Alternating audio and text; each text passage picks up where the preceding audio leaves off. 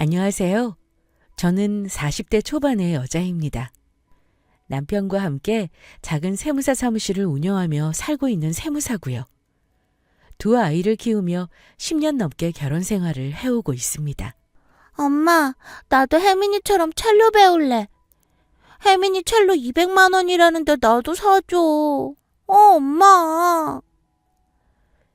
한창 사달라는 거 많은 아이들이 때론 응석바지처럼 느껴지기도 하지만 일이 늘 바쁘다 보니 애들이랑 지내는 시간이 부족해서 미안한 마음에 해달라는 건 다 해주고 있어요. 사실 부부가 전문직이다 보니 먹고 사는 걱정이 없는 편이기도 하고요. 며느라, 내가 마음 같아선 너한테 꼬마 빌딩이라도 한 채 해주고 싶은데 재벌이 아니라 아쉬운 대로 집이랑 차만 해주려고 그런다. 섭섭하진 않지? 니들이 돈 잘 버니 빌딩은 나중에 니들이 벌어서 사든지 하거라. 시댁도 돈 걱정 없는 집안이라 결혼할 때 30평 아파트에 중형차까지 해주셨어요. 혼수라고 딱히 그럴싸한 거 하나 해간 게 없는데 계산기 두드리지 않고 예뻐해 주셔서 항상 고맙게 생각하고 있죠. 그런 환경에서 자란 남편도 돈돈하지 않는 성격이어서 평범한 가정에서 자란 저도 덩달아 여유가 생기더라고요. 아무래도 전문직이다 보니 제가 버는 돈만으로도 큰 무리 없이 노후까지 편안하게 지낼 수 있다는 자신감 같은 게 있는 것도 사실이었어요. 그렇게 돈에는 큰 관심 없이 지내던 제가 요즘은 온통 돈 생각뿐입니다. 저희 부부 돈이 아니라 친정엄마 돈 때문에요. 할 수만 있다면 2년 전, 아니 3년 전으로 시간을 돌리고 싶어요. 그러면 안 되는데 동생이 이혼했으면 하는 생각도 듭니다. 누나, 엄마한테 요즘 전화 너무 안 하는 거 아니야? 별일 없어도 전화는 하고 살아. 엄마 섭섭해. 저에겐 남동생이 하나 있습니다. 2살 터울라는 동생인데 아버지가 일찍 돌아가시고 엄마가 아들에게 많이 의존하고 사셔서 그런지 가끔은 오빠같이 굴어요. 아들 하면서 너무 믿고 의지하는 엄마 덕분에 더 듬직해 보이는 것도 있고요. 불평 한마디 없이 엄마를 잘 모시면서 사는 동생이 있어 시집 와서도 엄마 걱정은 크게 안 해도 됐던 게 사실이었습니다. 제가 워낙 살가운 성격이 아니라 결혼해서도 친정 나들이라고는 명절 때랑 아버지 제사 때 이렇게 1년에 서너 번 정도뿐이었어요. 일로 바쁘기도 했지만 잘 살고 계신데 굳이 자주 들락거리며 들여다봐야 하나 하는 마음도 큰 어떻게 보면 무심한 딸이었습니다. 동생이 잔소리를 할 만도 했죠. 아주 효자 납셨네. 그래, 알았어. 요즘 너무 바빠가지고 내가 깜빡했어. 이따 전화 드릴게. 그런 제가 지금은 엄마랑 같이 살고 있다는 게 믿어지시나요? 생각지도 못했는데 친정엄마를 모시고 살고 일하다가도 친정엄마의 전화를 수십 통씩 받아야 합니다. 아니, 이것들이 어떻게 나한테 그럴 수 있다니? 참나, 억울하고 분통해서 내가 살 수가 없다, 살 수가. 아이고. 대부분은 동생 내외에 대한 하소연이에요. 그동안 못했던 딸 노릇을 요즘 몰아서 다 하는 기분입니다. 하지만 그것도 하루 이틀이지. 정말 이제는 다 벗어나고 싶은 마음뿐이에요. 신랑 신부 함께 입장하겠습니다. 너무 감동적인 모습이네요. 하객 여러분, 모두 두 사람 잘 살라고 힘찬 박수 부탁드려요. 모든 것은 남동생의 결혼으로 시작됐습니다. 3년 전 남동생은 친구 소개로 만난 6살 어린 올케와 결혼을 했어요. 선남선녀 커플이었던 두 사람은 만나자마자 사귀기 시작했고 남동생과 엄마가 둘이 살던 집에 올케가 들락거리면서 결혼 얘기가 오갔어요. 어머니, 이거 한번 드셔보세요. 아, 이게 망고라는 건데요. 달달하니 진짜 맛있죠. 올케 성격이 워낙 살가워서 친정엄마가 내 며느리 하며 이뻐했습니다. 엄마, 누나 매영. 솔직히 미니 진짜 예쁘지 않아? 뭐 얼굴이 연예인급은 아니지만 그래도 옷벌도 죽이고 스타일 되게 괜찮은 편 아니야? 올케는 얼굴도 반반하고 늘 차림도 화사해서 같이 있으면 분위기가 환해지는 그런 사람이었습니다. 남동생이 으쓱댈 만도 했죠. 솔직히 저도 그렇고 남편도 그렇고 대학 동기들도 그렇고 제 주위에는 그렇게 밝고 화려한 사람이 없어서 처음엔 좀 낯설었어요. 그래도 지내다 보니 역시 보기 좋은 사람이 성격도 좋구나 하는 게 느껴지더군요. 그래서 남동생이 결혼한다고 하자 축하도 많이 해주었습니다. 동생 결혼 축하해. 올케 우리 식구 돼줘서 고마워. 딱 지금처럼만 잘 지내자 우리. 네, 형님. 감사합니다. 아무것도 없는 남동생과 사랑 하나만으로 결혼하겠다고 하는 올케가 고맙기도 했어요. 여기저기 별 볼 일 없는 회사를 전전하고 이 일 저 일 변변찮은 일들을 하면서 모아놓은 돈 하나 없는 동생이었으니까요. 올케도 아직 어려서 직장 생활을 얼마 못하다 결혼하는 거였는데 그래도 결혼해서 잘 살아보겠다고 하니 기특하더라고요. 엄마는 동행이 결혼하는 거 안 좋아? 요새 계속 표정이 좀 그러네. 무슨 걱정 있어? 내가 걱정이 뭐 있겠어. 돈 때문에 그러지. 하나밖에 없는 아들놈 장가 보내는데 엄마가 집 한 칸도 못 해주니 아빠만 오래 사셨어도 좀 나았을 텐데. 에휴, 내 팔자야. 엄마는 좋으면서도 걱정이 앞서셨죠. 아빠가 남겨주신 집 외에 모아둔 재산 같은 건 없으셨으니까요. 오래된 집에서 남동생과 둘이 살다가 이쁘고 젊은 오케에게 집 해줄 능력이 없으니 들어와서 살라는 말은 못하고 끙끙 앓으셨던 모양이에요. 엄마, 집 문제라면 걱정 마. 우리 용산에 아파트 하나 있잖아. 거기에 당분간 살라 그러지 뭐. 전세 계약 얼마 안 남았는데 잘 됐네. 조그마도 신혼이니까 괜찮을 거야. 걱정 마요, 엄마. 엄마가 안쓰러워 저는 처음으로 큰딸 노릇을 하기로 했습니다. 남편이랑 전에 사둔 작은 아파트가 있는데 마침 전세 기간이 다 돼서 세입자가 나가면 당분간 동생더러 거기서 살라고 했어요. 거기서 살다가 돈 모아서 집사 나가라고요. 아이고, 우리 사위, 우리 딸. 고맙네. 내가 서방복은 없어도 이렇게 자식복은 있어요. 아이고, 고맙네, 고마워. 사실 처음부터 그렇게 생각하고 있었던 건 아닌데 어쩌다 보니 분위기가 그렇게 됐고 딸 사위 잘 둬서 한시름 놓았다고 펑펑 우시는 엄마를 보니 많이 뿌듯했습니다. 별로 감정적이지 않은 저도 눈물이 다 나더라고요. 어쨌든 저희 아파트에 남동생 부부가 당분간 사는 거로 했고 월세는 필요 없으니 공과금이랑 관리비 잘 내고 살라며 쿨하게 집을 내줬습니다. 형님, 이번 주말에 시간 괜찮으세요? 어머니 장어 드시고 싶다는데 우리 다 같이 나가서 장어 먹고 와요. 그렇게 남동생은 결혼을 했고 한동안 저희 식구들은 자주 모여 식사도 하고 가끔 나들이도 가면서 잘 지냈습니다. 가족이란 게 이런 거구나. 사람 하나 잘 들어오니 집안이 온통 웃음으로 넘쳐나는구나 하는 생각이 들었어요. 올케가 엄마한테 어깨 주물러드리면서 어머니 하는 모습을 보면 친딸인데도 나는 저렇게 못하겠다. 나보다 낫다는 생각도 했습니다. 그런데 그렇게 웃음소리가 담장을 넘어 온 동네에 넘쳐 흐르던 시절은 생각보다 짧게 끝이 났습니다. 결혼하고 1년밖에 안 되었는데 동생이 멀쩡하게 잘 다니던 회사를 갑자기 그만두고 사업을 하고 싶다고 선언했기 때문이었죠. 아무래도 난 사무직 체질이 아니야.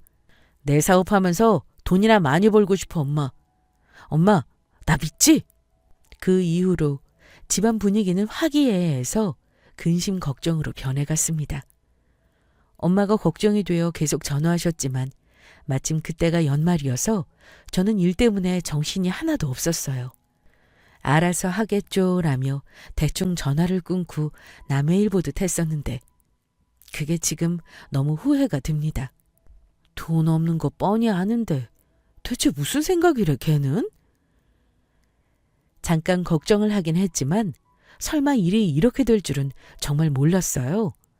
신경을 쓰이지만 일로 바빠 잠시 친정일에 관심을 끄고 있던 사이 엄마에게 또다시 전화가 걸려왔습니다.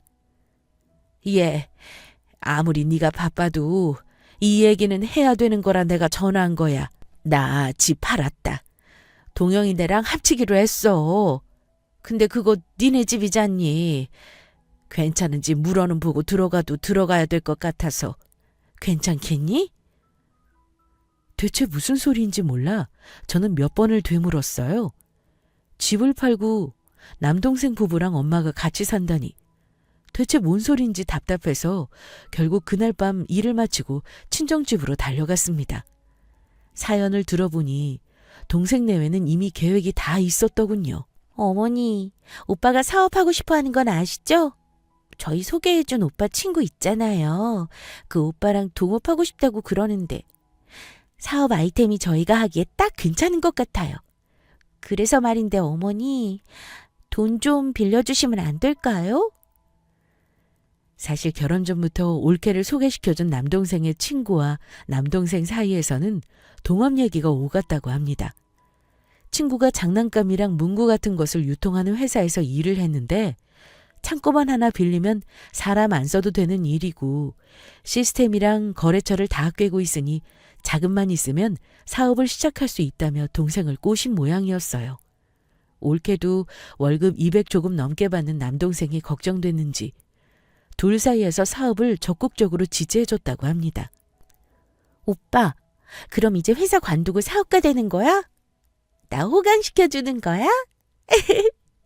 생각만 해도 너무 좋다. 대박 나면 나 명품으로 휘감고 다니게 해줘. 어? 나 소원이야. 눈치를 보니 엄마가 결혼을 한다고 하면 같이 살자고 할 것 같았고 그러면 명의를 이전한 후 그 집을 담보로 대출을 받아 사업을 시작하려고 했나 봅니다. 그런데 엄마는 같이 살자는 말이 없고 제 아파트에서 살게 됐으니 나름 둘이 고민하면서 1년은 회사를 더 다녔던 거였어요. 그래도 돈이 안 모이고 사업은 빨리 시작해야겠고 하니까 엄마에게 이실직고하고 엄마 집을 담보로 사업 자금을 빌리고 싶다고 한 것이었습니다. 둘 다 정말 무서운 애들이었죠. 누나네 아파트가 또 있다고? 글쎄, 그건 고맙긴 한데 그래, 일단 거기로 들어가지 뭐. 암튼 고마워 누나. 어쩐지 저희 아파트에서 살라고 결혼 전에 그랬을 때 둘 다 크게 고마워하는 분위기가 아니었습니다. 지금 생각해보면 오히려 굉장히 당황한 것 같았어요. 계획대로 안 되니 놀랐겠죠. 제가 참 둔해서 그때는 미처 눈치를 못 챘었네요. 동생 내외가 그런 계획을 가지고 있었는지 정말 상상도 못했습니다. 엄마한테 이야기를 듣고 가만히 있기가 힘들어 동생 부부를 찾아갔어요. 직접 얘기를 들어봐야지 도저히 믿을 수 없는 일이어서요. 엄마랑 이미 얘기 다 된 건데 왜 누나가 난리야? 나 돈 많이 버는 게 그렇게 싫어? 쥐꼬리 많은 월급으로 집 사고 애 낳고 어떻게 살라고. 누나만 돈 많이 벌란 법 있어? 남동생은 버럭 화를 내더군요. 돈은 없고 먹고는 살아야겠으니 어떡하겠냐고. 엄마 돈 달라는 것도 아니고 집 담보로 돈 좀 빌리자는 건데 뭐가 문제냐고 노발대발이었습니다. 누나는 누나 집일이나 신경 쓰라며 막말을 하는데 이게 진짜 내 동생인가 싶었습니다. 식구들 모였을 때 그렇게 상냥하고 말 맡은 올케는 옆에서 가만히 앉아만 있더군요. 그래서 제가 올케 생각은 어떠냐고 물어봤습니다. 그랬더니 형님, 이건 어떠세요? 어머니가 대출을 부담스러워 하시니까 아예 집을 팔고 저희랑 같이 사시는 거요. 낮에는 저희가 사무실 나가고 없을 테니까 좁아도 셋이 지낼 만은 할 거고 어머니도 남는 돈 갖고 계시면 마음이 좀 편하실 거고요.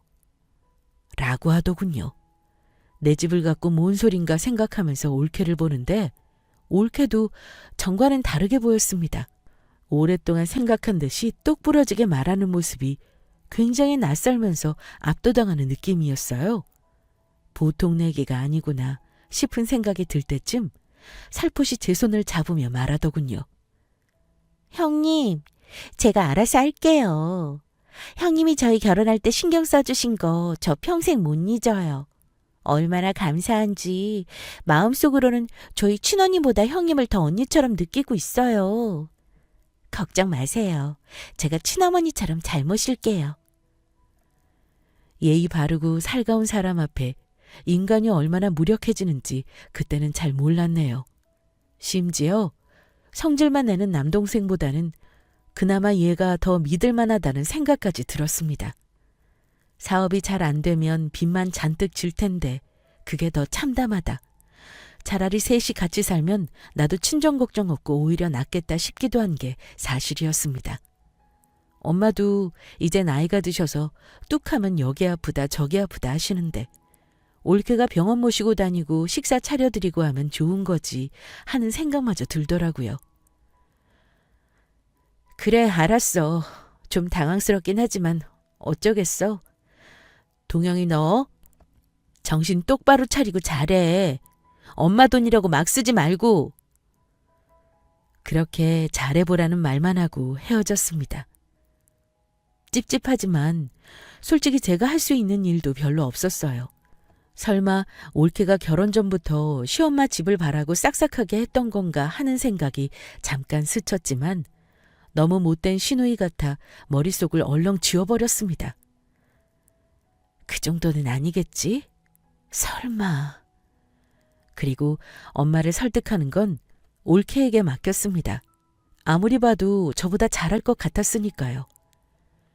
그렇게 시끄러운 소동이 한 차례 휩쓸고 간 후 한동안 친정에는 별일이 없었습니다. 친정에 갈 때마다 사실 남편과 제 명의의 집에 가는 거라 민망했던 것만 빼면요. 다행히 묻어난 남편은 아무 말 없이 지켜만 봐주었습니다. 동생 사업도 괜찮게 돌아가는지 몇 번 밥도 사고 회사 다닐 때보다 부부가 하고 다니는 차림도 꽤 여유로워졌습니다. 처남은 사업 잘 되나 봐. 둘 다 머리끝부터 발끝까지 명품이던데? 저는 관심 없어서 잘 모르는데 남편이 슬쩍 비싼 구두랑 핸드백 같다고 말해주더군요. 잘 되면 좋은 거지 다행이지 싶었습니다. 사실 그동안 저는 세무사 한다고 돈 걱정 없이 사는데 홀로 계신 엄마를 버리도 시원찮은 동생에게만 맡기고 있는 것 같아 마음이 불편했었습니다. 동생도 공부를 조금만 더 했으면 좋았을 텐데 아버지가 너무 일찍 돌아가셔서 짐이 크다 싶을 때도 있었습니다.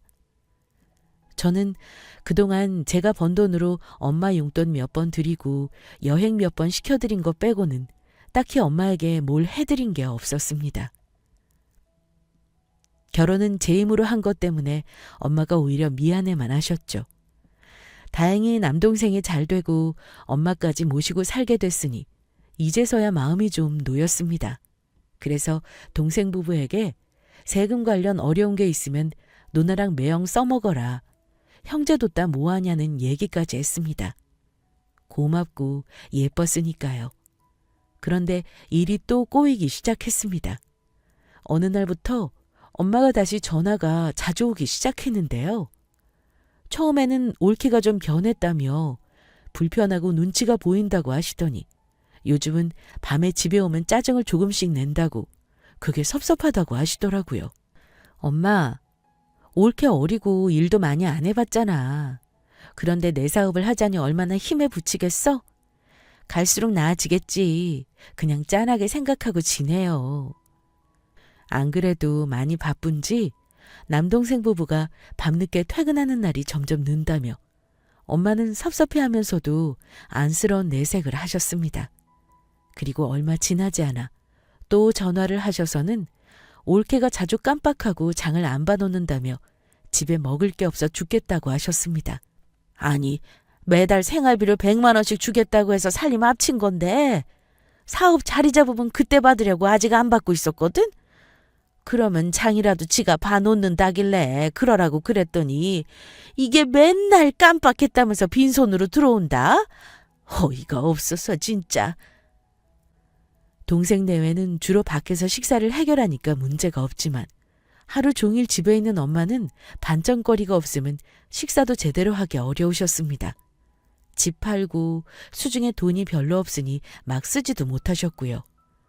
그래서 한두 번은 제가 온라인으로 먹거리를 좀 사서 보내드렸어요. 그런데 올케 쪽에서 별 반응이 없더라고요. 원래 같았으면 고맙다, 잘 먹겠다, 죄송하다라고 몇 번을 했을 텐데요.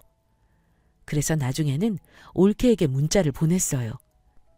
올케, 반찬거리가 너무 없다고 엄마가 그러셔서 배달 좀 보냈어. 사골이랑 고기 있으니까 잘 챙겨드려. 근데 답장이 바로 안 오더라고요. 확인을 안 한 채로 하루를 넘기더니 뒤늦게 어머, 형님, 정신없어서 문자를 이제 봤어요. 제가 요즘 너무 바빠서 장 볼 시간이 없어서요. 바람도 쐬실 겸 장 보시라고 돈도 드렸는데 어머니가 자꾸 깜빡하시네요. 제가 더 잘 챙길게요. 감사해요, 형님. 이라고 문자가 왔더라고요. 뭐 그렇게 해결이 됐나 보다 하고 지내는데 문제는 나아지지 않았어요. 엄마는 더 자주 전화를 하시면서 옳게 흉을 보셨죠. 살림은 다 나보고 하라는 건지 일요일에도 밥 차려줄 때까지 누워만 있는다? 무슨 할 얘기가 그렇게 많은지 지 친구들이랑 하루 종일 통화를 해. 어제는 동영이가 먼저 들어오고 지는 새벽 2시 넘어서 술 잔뜩 취해서 들어오더라. 누굴 만나고 다니는지 원. 애기 가질 생각은 아예 없는지 애 얘기만 하면 딴소리를 해. 뭘 그렇게 맨날 사는지 택배가 하루에 수십 번도 더 오고. 아유, 내가 아주 속이 터진다, 속이 터져. 사실 그때까지만 해도 그렇고 그런 며느리 흉복이라고 생각했어요.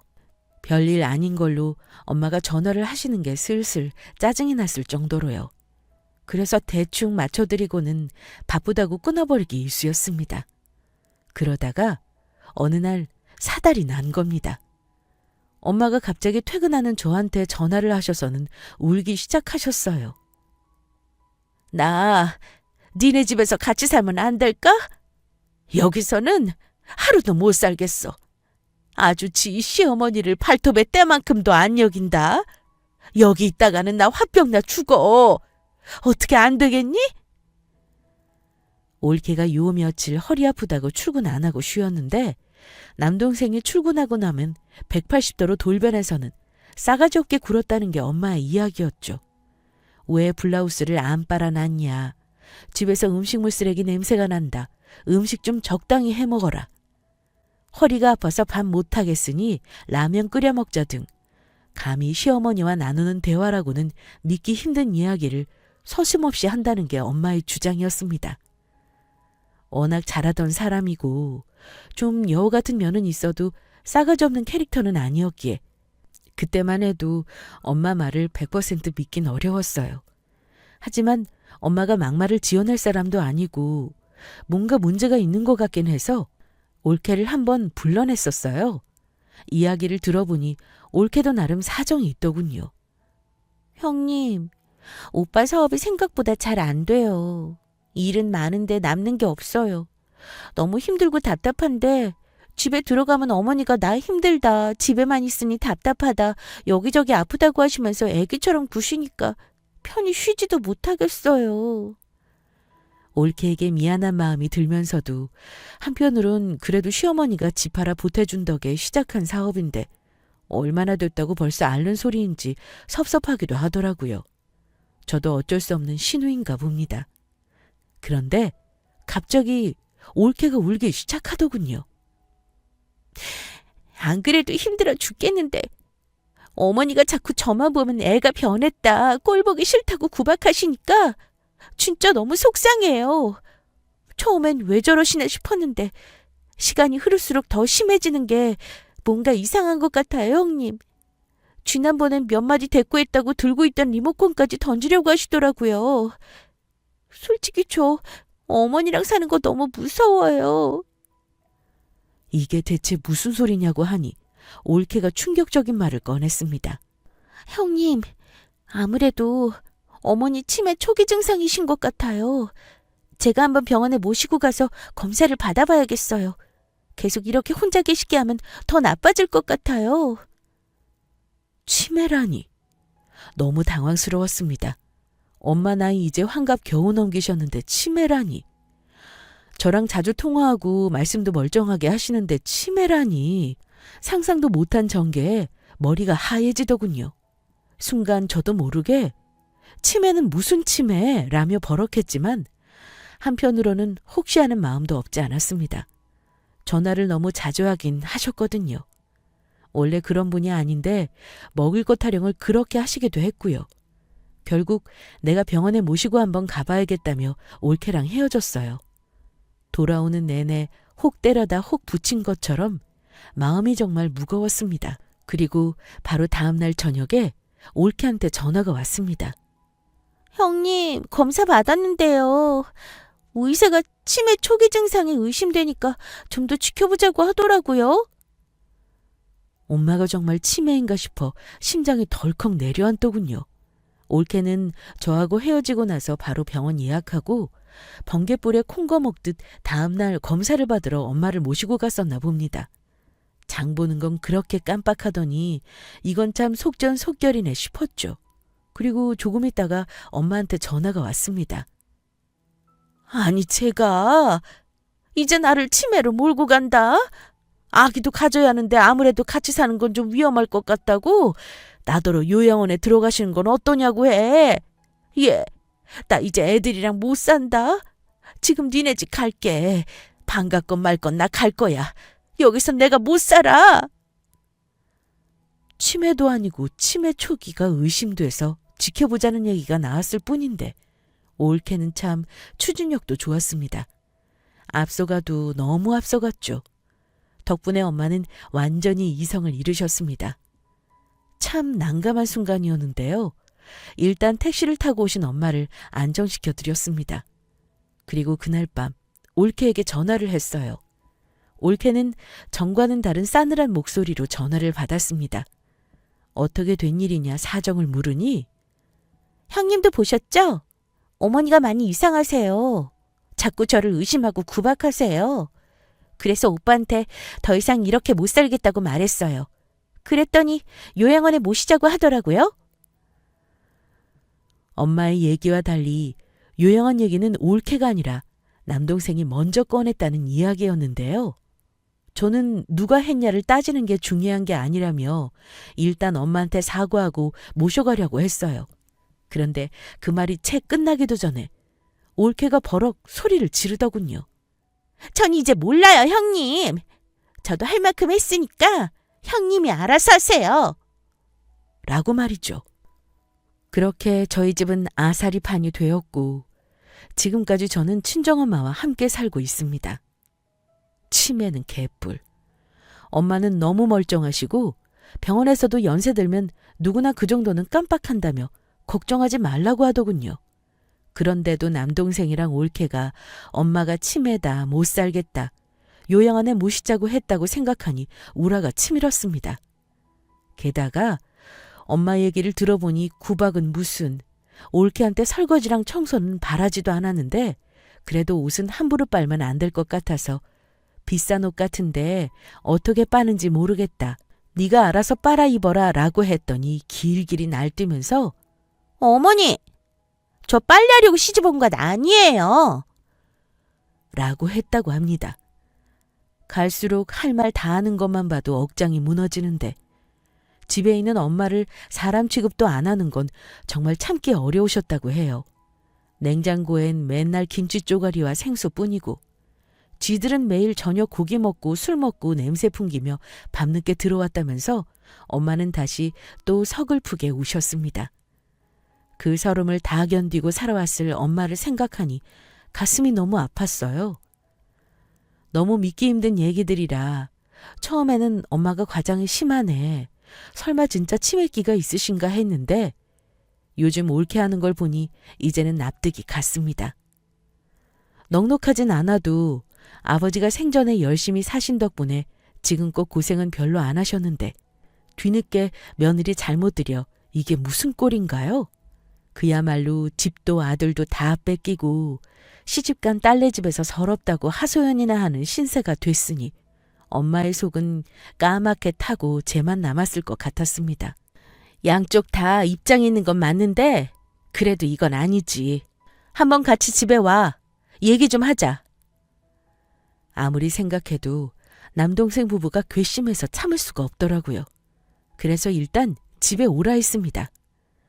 끝까지 안 온다는 놈들한테 엄마가 집 한 돈 당장 내놓으라고 하시니 와서 돈을 들이든 사과를 하든 하라고 했어요. 그리고 좀 치사하지만 저희 집에서도 나가줬으면 한다고 말할 참이었습니다. 물론 진심은 아니고 어깃장을 놓을 생각이었죠. 한풀 꺾어야 10월도 무서운 줄 알겠지 하는 마음에서요. 너무 시누이스럽지만 남편 보기도 민망하고 솔직히 어떻게 해서든 친정 문제를 빨리 해결하고 싶은 마음이 앞섰어요. 결국 며칠 있다 남동생 부부가 집에 찾아왔습니다. 결혼 전에 저희 집에 한번 인사 온 적은 있었는데 결혼 후에 어떻게 하다 보니 처음이었는데요. 그 와중에 올케는 집에 들어서자마자 어머, 형님. 여기는 몇 평이나 돼요? 이 동네 집값 많이 올랐죠? 라고 하더라고요. 예민한 성격이 아닌데도 그 말이 어찌나 짜증나게 들리던지 엄마 다음은 나냐 하는 생각까지 들었습니다. 꼬리 9개 달린 여의인 줄 진작 알았지만 갈수록 가관이다 싶었죠. 남동생 부부를 보자 엄마는 이렇게 된 마당에 내 집 한 돈 내놔라며 펄펄 뛰었습니다. 엄마, 내가 돈이 어딨어? 사업 시작할 때 다 쓴 거 뻔히 알면서 왜 자꾸 억지를 부려? 아, 몰라, 배째. 아들한테 기어코 돈을 받아야겠으면 배를 째라고. 올케는 한마디도 안 하고 저희 집을 구석구석 둘러보며 앉아만 있다가 갑자기 이러시면 안 되죠, 어머니. 저희 사정 잘 아시면서 어떻게 그러세요? 섭섭하네요, 정말. 하는 거였어요. 결국 엄마는 뒷목을 잡고 쓰러지셨고 내 돈 안 내놓으면 소송까지 가겠다고 고래고래 소리를 지르셨습니다. 그때 소송이라는 한마디에 갑자기 머릿속을 확 하고 스쳐 지나가는 아이디어가 떠올랐어요. 엄마한테 남은 재산이 아직 있다고 뻥치면 얘네가 어떻게 나올까? 돈이라면 환장하는 것들이니 또 돌변하겠지? 저것들 꼴도 보기 싫은데 한번 복수해봐. 저는 남동생 부부를 상대로 엄마 대신 복수를 하기로 마음 먹었습니다. 그리고 말도 안 되는 썰을 풀기 시작했어요. 나도 최근에 엄마한테 들었는데 아버지가 생전에 차명으로 부동산을 매입해 놓은 게 있으셨대. 근데 알아보니까 그쪽 땅값이 크게 올라서 시세가 30억 가까이 됐더라고. 그거 소유권이 전소송을 하자 엄마는 니들 절대 안 준다고 숨기시라는데 그래도 법적으로 자식인데 어디 그게 되겠니? 돈이 화근이니 그거 나눠 갖고 엄마 원룸이라도 하나 마련하게 도와드리자. 제 예상이 적중했습니다. 땅 30억 하는 얘기가 나오자마자 남동생과 올케의 두 눈은 금방이라도 튀어나올 것처럼 반짝이더군요. 엄마는 뭔 소린가 하고 어안이 벙벙해 보이셨지만 허벅지를 꾹 눌러 입을 막았어요. 이것저것 물어보는 남동생 부부에게 엄마 피곤하시니 나중에 자세히 또 얘기하자고 말하며 일단 변호사 비용부터 만들어 오라고 했습니다. 돈 얘기가 나오니 또 표정이 바뀐 남동생과 올케. 아랑곳 안 하고 저는 했던 아무 말을 계속 이어나가는데요. 변호사 친구한테 물어보니까 비용이 2억은 들 것 같다고 하더라고. 그 친구도 그렇게 말하고 내 생각에도 나중에 반반 물려받을 텐데 형제끼리 소송 비용도 반반 부담하는 게 맞는 것 같아. 1억만 준비해와. 엄마가 집 팔아서 동생 사업에 보태주신 돈이 2억이었거든요. 그중 절반이라도 받아내자는 심정이었습니다.